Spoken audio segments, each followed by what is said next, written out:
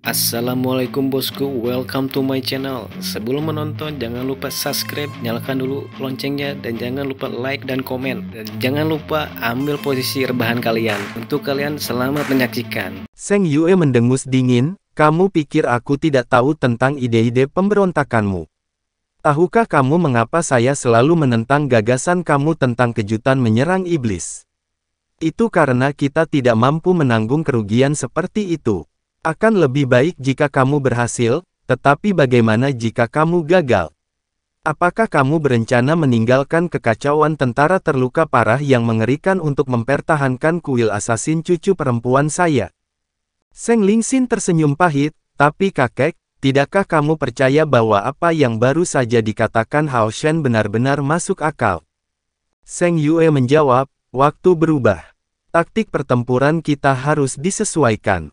Mencapai titik ini, ksatria heroik ini memiliki niat membunuh yang padat keluar dari matanya. Seng Lingxin sangat bersemangat, kakek, apakah kamu setuju? Seng Yue perlahan meluruskan postur tubuhnya, melihat ke langit, dan berbicara dengan acuh tak acuh, membunuh di malam tanpa bulan dan berangin akan selalu bekerja lebih baik daripada di siang hari. Dan waktunya telah tiba hari ini. Segera kumpulkan seluruh assassin heroik tersembunyi di halaman atas perintahku. Lan Yanyu tiba-tiba ketakutan, kakek, apakah kakek yakin tidak terlalu terburu-buru? Bukankah kita harus beroperasi setelah berdiskusi dengan baik? Seng Yue dengan bangga menjawab, pembunuhan harus dilakukan jika diharapkan paling sedikit. Itulah kekuatan sebenarnya dari para assassin, dalam situasi apapun, mereka merencanakan berbagai hal secara efektif. Tidak ada situasi yang tidak berubah, hanya orang yang tidak fleksibel. Jika saudara-saudaraku ini perlu meminta persiapan kecil untuk pembunuhan, mereka tidak pantas disebut orang-orang dengan bakat luar biasa di kuil assassin kita. Kamu dan istri kamu akan membuat mobilisasi pasukan yang baik, dan mempersiapkan pertahanan ketika pembalasan musuh datang. Hao Shen, Han Yu, Cai dan kamu akan membantuku. Long Hao Shen meluruskan postur tubuhnya, kakek buyut, tolong bawa aku. Saya pikir para senior akan membutuhkan perisai. Han Yu dan Cai juga berdiri, menatap Seng Yue dengan mata bertekad, menunjukkan niat mereka sendiri. Setelah merenung sebentar, Seng Yue menjawab, oke, kalau begitu ikutlah. Lan Yanyu sepertinya ingin mengatakan sesuatu, tetapi dihentikan oleh tatapan Seng Lingxin. Bagaimana seseorang bisa bertindak atas dorongan hati dalam masalah sebesar itu? Long Hao Shen dan Cai bukanlah bunga halus yang harus disimpan dengan aman. Seng Yue mengangkat kepalanya, dan melihat malam yang dalam, matanya melonjak karena kedinginan. Long Hao Shen bisa merasakan peningkatan auranya yang tidak berwujud. Ini bukan kekuatan tetapi semacam kualitas khusus yang luar biasa yang membuat Long Hao Shen menggigil mengerikan. Di luar 10 assassin heroik dari langkah ke-9 yang telah dilihat Long Hao Shen tempo hari, 21 assassin heroik lainnya datang selain itu. Mereka semua adalah kaisar assassin dari langkah ke-8. Seng Yue mengalihkan pandangannya ke arah Long Hao Shen, Cai dan Han Yu dan setelah sedikit berpikir memerintahkan, Han Yu, jangan ikut. Tinggallah bersama Lingxin di benteng pengusir iblis untuk menjaga kota.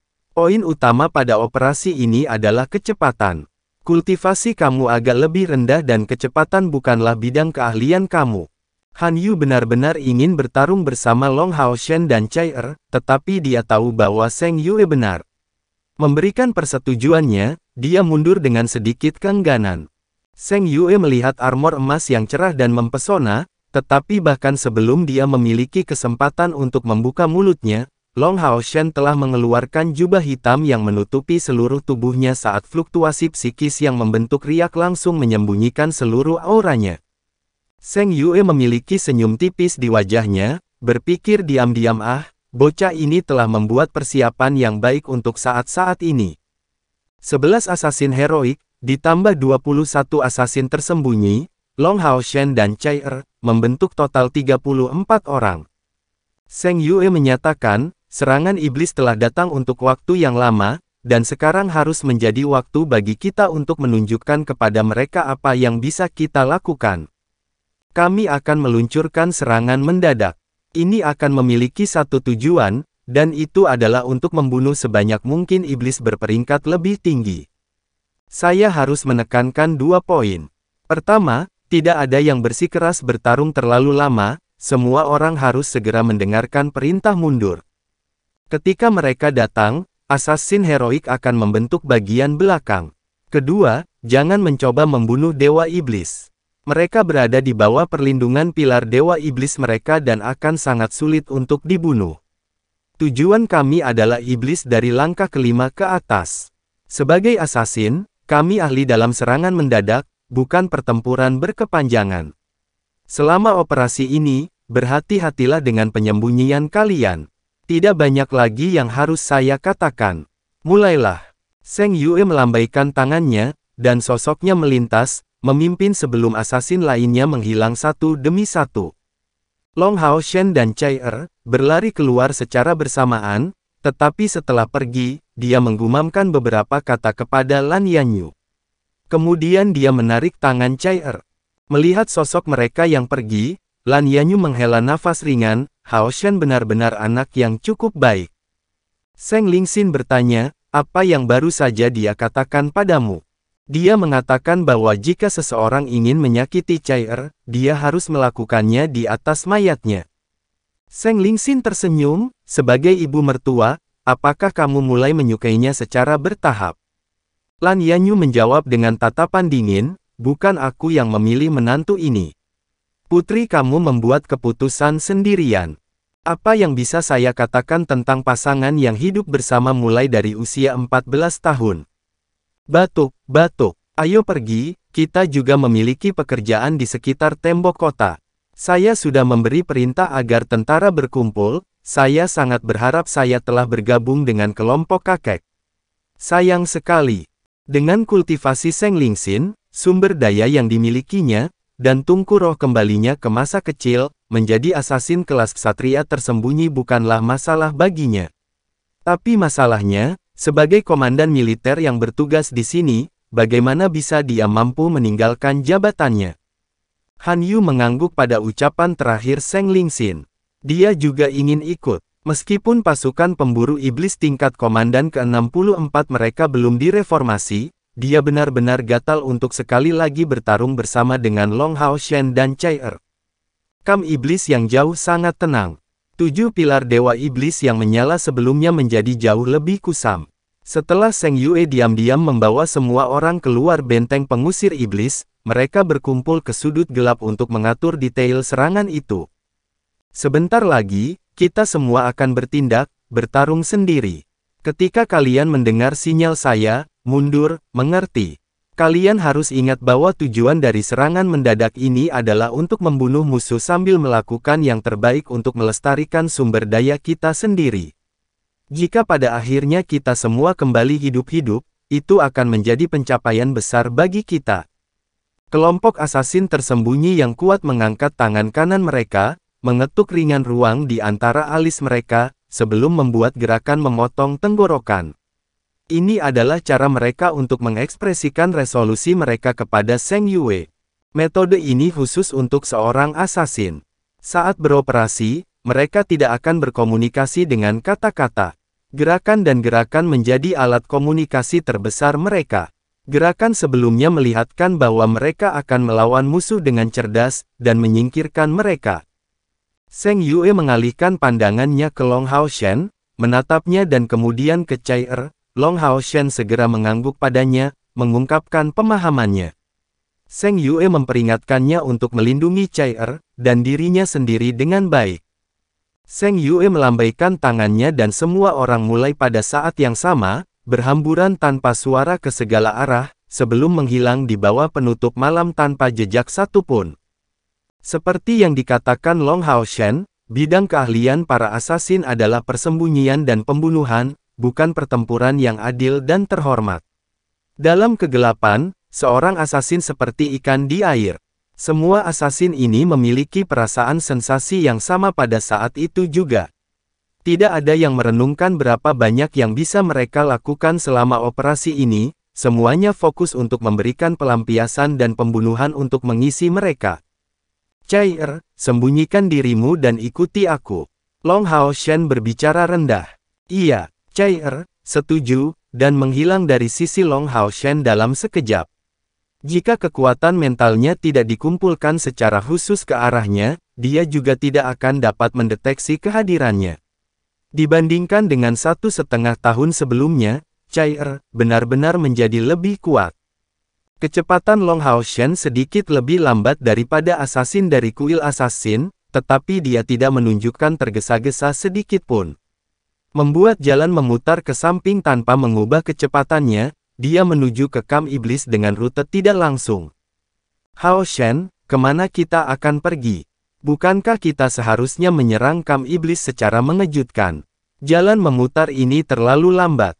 Meskipun kakek buyut dan yang lainnya seharusnya tidak mengetahui hal itu, jika kita tertinggal terlalu jauh, saya khawatir kita tidak akan kembali dengan panen membunuh sedikit pun. Chai-er tidak menjadi cemas karena keinginan untuk membunuh musuh, tetapi atas nama Long Hao Shen. Hao Shen adalah satu-satunya dari kuil ksatria yang berpartisipasi, jadi di hasilnya terlalu kurang. Bukankah reputasinya sebagai kepala kesatria suci akan dalam bahaya? Itu terutama terjadi setelah kekuatannya yang besar ditampilkan dengan begitu berani sebelumnya. Long Hao Shen menjawab dengan suara rendah, "Jangan bersuara. Ikuti saya dan itu saja. Kami akan berjuang untuk pencapaian terbesar." Kamp iblis masih belum menyadari bahwa operasi pembantaian ditujukan terhadap mereka. Hampir seluruh assassin terbesar yang dimiliki kuil assassin datang pada mereka, secara resmi datang. Kesenjangan antara sisi iblis dan sisi manusia dalam hal ini sangat lebar. Benteng pengusir naga benar-benar penuh dengan elit iblis, termasuk 3 legiun kaisar iblis. Dari sini dapat ditunjukkan kesenjangan lebar dalam kekuatan global antara kuil ksatria dan kuil assassin. Dan saat menghadapi begitu banyak elit iblis, kerugiannya masih jauh lebih sedikit daripada kuil assassin. Iblis yang berdiri di garnisun di luar benteng pengusir iblis jauh melebihi yang ada di luar benteng pengusir naga secara kuantitas, terutama lautan iblis bilah ganda. Iblis berperingkat rendah ini memiliki kemampuan bertarung yang terbatas, sampai-sampai tidak ada tandingan dalam 1 lawan 1 pertempuran melawan pria dewasa yang terlatih. Tetapi jumlah mereka tak tertandingi. Jadi sebagian besar iblis di garnisun di luar kamp iblis adalah iblis berbilah ganda kelas rendah ini, dengan tenang beristirahat di tempat itu. Mereka bahkan tidak menyadari bahwa tepat di atas kepala mereka, bayangan tak berbentuk menghilang. Zheng Yue sekarang agak bingung dengan apa yang dilakukan Long Hao Shen. Awalnya, dia berencana untuk mengikuti Long Hao Shen dan Chai-er selama operasi, tetapi tepat setelah dia mengumumkan dimulainya, mereka pergi dengan cara mereka sendiri. Sebagai pemimpin operasi ini, Zheng Yue jelas tidak bisa mengikuti mereka dalam jalan memutar itu. Dia harus bertanggung jawab atas semua prajurit kuil assassin, dan pergi tanpa pilihan selain mengikuti assassin lain dalam penyebaran mereka, menuju ke kamp iblis. Sama seperti saat kuil ksatria menyergap kamp iblis, iblis tidak siap sama sekali. Meskipun 7 pilar dewa iblis sudah kehilangan kekuatan, mereka masih memiliki kemampuan kepanduan yang hebat. Selain itu, dengan segerombolan iblis bilah ganda yang ditempatkan di pinggiran, tidak mungkin serangan mendadak tidak akan terdeteksi. Di mata mereka, manusia adalah pengecut dan manusia ini tidak akan berani mengambil langkah berani. Dengan pilar dewa iblis di dekatnya, kekuatan para tiran ini meningkat lebih dari 50%. Setelah menyapu iblis bilah ganda, mereka menemukan iblis peringkat rendah yang tersebar dan serigala iblis. Zheng Yue percaya bahwa pada tingkat ini, mereka akan mencapai jantung kamp iblis saat masih tersembunyi. Kamp iblis ini memiliki lebih dari 1 juta tentara di garnisun. Sebagian besar waktu, jumlah total mereka bahkan mendekati 2 juta. Oleh karena itu, ukuran kamp hanya cukup besar untuk sebagian kecil dari pasukan besar. Pada saat serangan, semua assassin bubar, itulah sebabnya mereka tidak takut mengejar target yang sama secara tidak sengaja. Kamp iblis ini memiliki lebih dari 20 ras berbeda di dalamnya, yang semuanya berada di tanah tertidur sejak lama. Di langit beberapa riak muncul, di mana sosok tak terlihat Zheng Yue bergeser. Pada saat ini, bidang keahlian terkuatnya mulai terlihat, bepergian sambil tetap sama sekali tidak terlihat sama sekali bukan sesuatu yang bisa dilakukan semua orang di peringkat ke-9. Zheng Yue mengamati situasi di kamp iblis dari semua 20 ras tersebar dalam tidur. Kamp ini masih bisa dianggap cukup besar untuk orang-orang tidur untuk menyebar. Bagi seorang assassin, kehati-hatian ekstrim adalah hal yang harus dimiliki selama operasi, dan ini berlaku bahkan ketika diketahui bahwa musuh jauh lebih lemah. Kemampuan tembus segera hilang jika terjadi serangan, oleh karena itu bukanlah hal yang mudah untuk membuang musuh pada langkah ke-6 tanpa satu suara apapun. Di bagian kamp ini dikumpulkan serigala iblis, tetapi yang ini agak lebih tinggi dari yang biasa, dan memiliki rambut emas gelap. Ini adalah serigala iblis dari kelas komandan, yang kekuatannya bervariasi antara langkah ke-6 dan ke-7. Setelah berpikir sejenak, sosok Zheng Yue melintas, dan muncul di samping serigala iblis terluar. Pemahamannya tentang setiap jenis karakteristik iblis sangat dalam, dia dengan demikian menyadari bahwa indera penciuman mereka sangat baik. Untuk alasan ini, dia sangat memperhatikan untuk tidak membiarkan jejak baunya bocor. Jika tidak, bahkan di alam mimpi, serigala iblis dari langkah ke-6 atau ke-7 ini akan mencari tahu tentang kehadirannya.